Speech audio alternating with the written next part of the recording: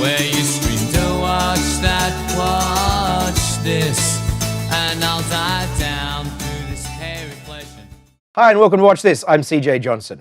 Australian cinema has gone through many distinct phases. In the beginning, I would suggest you could call it Outback Gothic, Picnic at Hanging Rock. Then, of course, George Miller came along and pretty much invented the post-apocalyptic car genre with Mad Max and its sequels.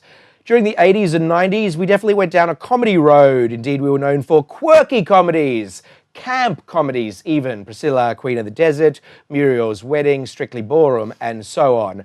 But now I would suggest the phase of Australian cinema that we are in, the one that we are known for, is what I am calling suburban nightmares. From The Boys, through Snowtown, through even Animal Kingdom, and now through to Hounds of Love, we are making films where violence happens in the daytime, and the killers might wear thongs on their bare feet. There is a new addition to this genre, Hounds of Love, as I say. It's been written and directed by Ben Young, and he joins me on Watch This. Thanks so much for coming on Watch This, Ben. My pleasure. Thank you for having me, CJ. You look beautiful. Just like you did the day we met. So how long you two been together? Oh God, I've been with him since I was like 13. So, your film is, I would suggest, this suburban nightmare. You know, there's blue skies while violence is happening, and it could happen, you know, at 11:40 a.m. on a Wednesday. There are characters in it who wear thongs or bare feet while they are committing heinous acts. You know, these are not stereotypically like Hollywood villains. They're real life villains, and there is a social realism element to all of these films we're talking about. But this one in particular has a very original take. Like there was a female captivity movie a couple of months ago called Berlin Syndrome, but that pretty much went straight down the genre line. But this film, Hounds of Love, your film, I have always wondered when I've read about a couple that take a woman captive for sexual pleasure or, you know, sexual torture, essentially, because I've always wondered, what's the woman doing in that equation? Mm-hmm. And it feels like this is the question your film is talking about with Emma Booth as that woman. Is that sort of the... Yeah, totally. I had the idea for Hounds of Love. My mum is a crime writer. She writes crime books, fiction. Mm-hmm. And I was just at her place one day and there was just this big pile of grisly true crime books. And she said, I'm done with all of those. If there's any there that you're interested in, just take it. And there was one on women who commit serial murder. And I said, that's interesting. You know, I might be able to get an idea for a film from here because I at least haven't seen much of it, and I can't think of another film where women commit murder outside of serial murder. Of course, mass murder is very different, which you get in Natural Born Killers, but serial murder is in Monster. Yeah. And that was the only time that I could imagine, I could remember seeing a female serial killer portrayed. And so I read the book, and what was remarkable was the number of female serial killers who were actually the accomplice to a male. And so it turned out that this was an unfortunate phenomenon which has existed for a really long time and even continues to exist now. And so I just became fascinated as why would a woman do this? Why would somebody, like in the name of love, help their partner abduct and brutalize, you know, other vulnerable women? And so it was something that fascinated me and led me to do a lot more research on couples who kill specifically. And I found 9 cases, which I studied inside and out. And I didn't, none of the events in Hounds of Love are true events, but I would like to think that the psychology of the relationship is pretty accurate, because it was amazing when I was doing this research. It was like clockwork. Every single one of the relationships was the same. It was about an incredibly vulnerable woman meeting a sociopathic man who would make them feel loved for the first time. And then he would pull the rug from underneath them and just break them down, and they would just come crawling back to him. And so they ended up completely dependent on him and with no identity of their own outside of him. And so every time he'd break them down, he would force them into doing more and more little things, controlling them in a greater and greater manner, until eventually he can use them as a tool for him to commit his own sadistic, sexual fantasies, often which involve murder. That makes so much sense. And as I say, Your film literally provided me with answers, because I have always wondered how these women get involved in these awful cases. Because you know that it's the man that's leading them, but the sort of intricacy and the way that you frame the relationship, which is portrayed by Emma Booth and Stephen Curry in Hounds of Love, just makes so much sense. The way that he manipulates her and the modes of manipulation, it all sort of falls into place. And I know that these crimes have occurred in Britain and Scotland and Canada and US, yeah. And Australia? Yep. Right. So is the one particular couple that yours is kind of based on, or it's just all of them in your imagination? Yeah, I don't want to mention any of their names, Sure. because part of why I decided to make the film fictitious is because I didn't want to. I don't think these people deserve any form of notoriety at all. Yeah, good idea. There was a couple who influenced the film more than others, and that was a Canadian couple. But all of them, like I said, it was more about the psychology of the relationships, and they were all exactly the same, which is it was just bizarre. Made me kind of realize, like what creatures of habit all humans are as far as, our psychology goes. Why do men need the women? Because there are so many examples of men who do this on their own, or quite often in Australia with other men, the boys, awful stuff.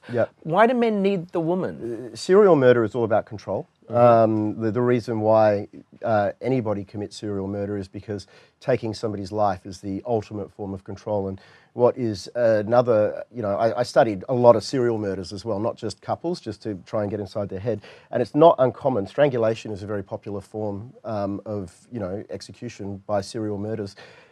And the reason that they do that is because they get them down to the fact where they've lost their life, and then they resuscitate them. And then they do it again. Because it's the ultimate control. Their life is literally in their hands. And so this is just my own theory, and I'm not a psychologist, but the reason I think that these men involve women in these crimes is because it's the ultimate form of control. If you can make somebody so in love with you that they are prepared to commit a murder for you, I think that they get off on that as much as they get off on committing the murder themselves. Right. They get off on the control that they've got over somebody else. So, yeah. All right. Your film is set in Perth. Yes. You're from Perth. Yes. It's set in 1987. Yes. Very much in the summertime. It's a really hot film. Its heat is very tangible. Is there a reason that you set it back in the late 80s? I mean, I loved that for many reasons, including no mobile phones, thank goodness, no internet, thank goodness. Yeah. Were there other reasons? Yeah, because, we had no money to make the film. It's a very, very low budget movie. And Perth kind of thrived in the 80s. So there still is, whole pockets in Western Australia that look exactly the same as they did in the 80s. And so, because this film, Hounds of Love in many ways is a genre film, there are so many low-budget genre films coming out all the time that I had to find a way to try and make this one a little bit different. And simply just because of the locations on offer in Western Australia, I thought, well, it's not going to cost me anything to set this film in the 80s. It's a very cheap and effective way to give a low-budget film a distinct aesthetic. And similarly, the kind of clothes that they're wearing, they're not the trendy old clothes that hipsters pay hundreds of dollars for in op shops. It's the crap that no one wants. And so the costumes were incredibly cheap to access. The cars are readily available. And so it was a very affordable way for me to give a very low budget film an aesthetic. And of course, it also allowed me to play a lot with music. And again, hopefully make the film stand out a little bit by having a more retro sound to it than a lot of the other genre films coming out at the same time. So that was the principal reason for doing it. You did mention mobile phones, and you did mention social media. And yes, you couldn't make a film like that anymore. Like the whole thing would have been like a search online. Like, where did she check in last? Where did this happen? And no one wants to watch a movie about someone sitting at a laptop. So it was, my lazy writing also was a big reason why to set it in the time that I did. If we're going to look at Hounds of Love along with Snowtown and The Boys, which is sort of how I see it as these sort of suburban nightmares, The Boys chose not to show any violence. Snowtown shows more violence than your film. Your subject matter is as violent and disturbing as subject matter gets, but you limit your depiction of on-screen violence very specifically. is that something that you did from the outset, or did you do it in the edit? Did you shoot more? Where did you draw that line for yourself? There's actually more violence in the film than we intended. Okay. And if this makes any sense, there's more violence in the film than we actually shot. And I'll explain how that came to be shortly. But yeah, because I knew that the acts that these characters were committing were so heinous that had I shown them, like, that's all anybody would have remembered. And I didn't want to make a film about the acts themselves. I wanted to make a film about the people involved in the acts. And so by not showing them, I think I wasn't distracting from what I was trying to talk about. And similarly, you know, like, what we imagine goes on behind a closed door is so much more graphic and brutal than anything that I could have shown. And so I think that the film is actually scarier and more confronting for the lack of violence in it, I think. You actually use the bedroom door as a tool to frighten us. Yeah, absolutely. Incredibly well. Oh, thank you. Yeah, the pitch that the door is on its angle is very important in the film. Yes, it is. And what we see. Yeah. Yeah. Oh, thank you for noticing. Yeah. In terms of the actual character that Emma Booth plays, the woman in the... What's her character's name? Evelyn. My honest response was that I sympathised with her, even though she is complicit in heinous crimes. Is that where you want us to be? Because that is a tricky thing to have written. I think I'm going to give Emma a lot of credit for that. Yep. I think that she was very keen from the beginning that she wanted us to empathise with Evelyn, and I was less keen. But, you know, I wanted a little bit, but together we just navigated that path and would shoot a lot of takes. Like, Emma is one of the best actors that I've ever worked with, mostly because she just puts so much trust in you. Her performance is extraordinary. Well, we would shoot, you know, take after take, and we would do it every which way under the sun, and, you know, and then shape the performance a lot I mean, every choice that she did was fantastic, but she gave us so many that we could really get that balance right when we were in the edit. There were times when, you know, I needed her to be crueler and I wanted to show the dark side, and so I had that take, so we could use that in. And so, yeah, it was a very difficult path to navigate to try and get that right. And so I'm glad to hear you're suggesting that we did. Yeah. Now, her character has an enormous backstory. Was there more of that ever in the script? Because I feel like you've given us just enough and let her colour in the rest. No, you know, like, because the film very much began as Vicky's film, and this is what I was talking about before. Vicky is the victim. Yeah, because, like, on paper, you can't, you know, you couldn't make a film about Evelyn's character because, like, you know, all the funding bodies or whoever you're trying to get money from would say, no, you have to like your protagonist, which I don't think is true. But that old thing. Yeah, it's not true. You don't like the protagonist enough. Yeah. So she definitely is the protagonist. I think she is. Yeah, she became I the do. protagonist Yeah. in the edit, you know, Yeah. but on the page she wasn't. It was Vicky's story. And what I was talking about before, how we actually shot less violence than is in the film. That first 10 minutes, which has almost got no dialogue in it, which is, you know, the netball moment, and then it's the first murder that they committed. Interestingly enough, I wrote in an earlier draft, the film opened with Evelyn and John committing a murder, but the note that we got back from the funding bodies was, you can't open a film with a murder like that. You're just going to alienate your audience completely from the outset. So the scene fell away. We never shot it, and the film opened with 20 minutes of kitchen sink drama about a young girl, you know, who's... setting up the girl. Yeah, who's kind of sad because her wealthy father and her mother have separated, and it was boring. Yeah. And so I thought, And like... so traditional, Yeah. so genre specific. Yeah. Absolutely. And so then what I was just thinking, how can I save this film? Because, like, I'm going to lose everybody. No one's going to be interested in this. The actors did a great job. It's like, I didn't as a screenwriter. It was just boring stuff. So I thought, I wish that we'd shot that opening murder. I wish. And so then I just realised that I can make another murder from offcuts. Yeah. So that whole other Wow. that whole other murder at the beginning is made up of deleted scenes, segments from deleted scenes. All the close-ups are close-ups of Ashley that I just hadn't used. He's you killing know. Ashley twice. Yeah, essentially, right? yeah. That's interesting. And just knowing that the style that I was always going to go for was not showing much violence, I could get away with showing very little there. I could kind of set the whole tone of the film by doing that. So I actually had That's that idea. incredible. I had that idea 4 days before picture lock, and we just tried it and made, like, the netball was always supposed to be at the beginning, but everything else was segments of deleted scenes. That's incredible. Yeah. That shows you how a movie can be made in the edit. Yeah. You made this, and I guess you got an agent in the Oh. US, and from that you got a Hollywood movie. It was really wild and humbling. Like my life literally changed overnight. Like we finished the film like days before its premiere in Venice, so I didn't even have time to breathe. So we shot it in February. Then I went into post straight away. I finished the shoot on Friday, then was in post on Monday, and was in it right up until I jumped on a plane to go to Venice. And I was just, it didn't even feel real because I never thought that this film would find an international audience because it's so Australian in so many ways. And so it was just surreal to be in Venice. And then we had the screening and I thought it went all right, you know, it went pretty good. And we had a nice little shindig afterwards and that was that. And I thought, okay, cool. Now I've had my fun. Now I go home and beg someone for a job doing a commercial or something like that. Yeah. I woke up the next day and had 92 missed calls on my phone. And I was like, what? And then I rang Melissa first. I said, I got all these calls from all over the world. And she went, you got to see the Variety review. And so I read it and then was like, oh my God, like, did they see the same movie that I've seen? Because I've seen it so many times now, I just see everything that's wrong with it. And then I got all these agents calling me and thankfully I already had a manager by that point.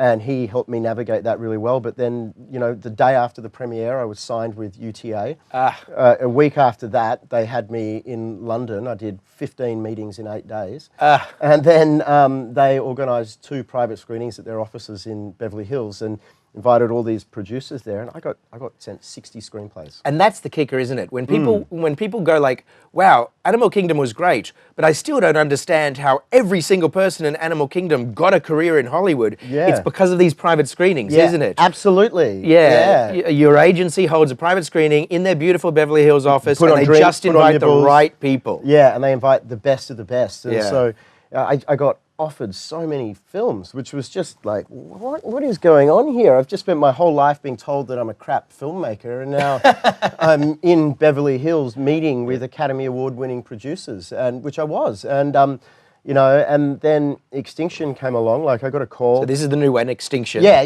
That one came along, and I got a call from my agent just saying, this one's real. Read it. You have to read it tonight. If you see anything in it, like the producers want to Skype with you tomorrow.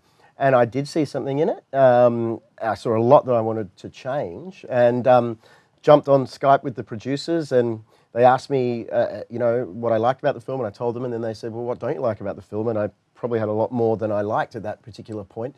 But it was, you know, kind of good meeting. I thought, oh yeah, whatever. Then 10 minutes later, my agent rang me and said, yeah, they want to give you the job. Can you go to London tomorrow? And 10 minutes later. Yeah, and I was like, yeah, okay. So the next day I'm on my plane to London to go and meet James McAvoy, who was attached to the film at the time. And it was incredibly bizarre. And then anyway, that happened. And then the producers of that, Todd Lieberman and Alex Young and Aaron Westerman, they were so fantastic. And they listened to all of my notes. And the writer, Brad Kane as well, who, fun fact, he was the singing voice of Aladdin in the movie. Wow. They were just so great, and they were fast. Like what I quickly realized was the reason that these guys have these careers that they have in Hollywood is they work so hard. Like I'd give notes, and then literally I'd get a new draft the next day, and then Alex Young, particularly, he would ring me up and go, "Read the draft yet?" And I'd go, "Dude, I just got it in my I got it in my inbox." He went, "Okay, cool. I'm going to hang up. Call me back in an hour and a half and you've read it." And I'd be like, okay. And that's how it works, you know. Like I've worked with people in Australia who it took them longer to read a draft than it took me to write one, you know. And it just wasn't like that in America. And I just realized really quickly that, God, the reason that these people have these careers that they have is they are such hard workers. And like none of the stereotypes applied. None of them drink. None of them take drugs. They just work. And so Extinction, I got attached to it. We did multiple drafts, and about 4 months after my attachment, it was fully financed. And I was on my way to Serbia to shoot it. So And you took Emma Booth with you? I took Emma Booth with me. Yeah, she plays a good supporting role in the film. Yeah, so That's awesome. So it was a wild experience. It still doesn't even feel like it happened.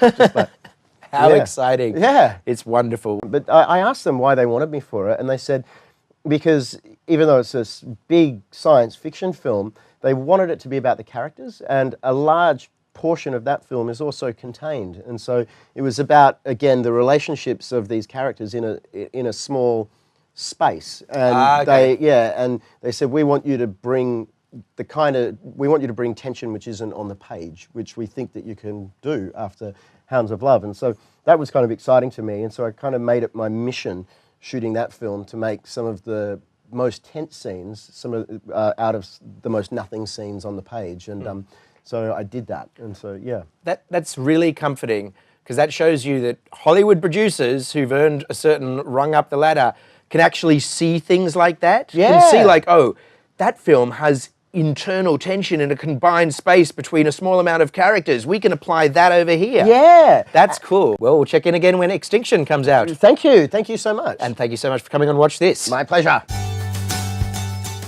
You check out Hounds of Love wherever and whenever you are watching this. It'll be available either at a cinema near you or in some form of home video format.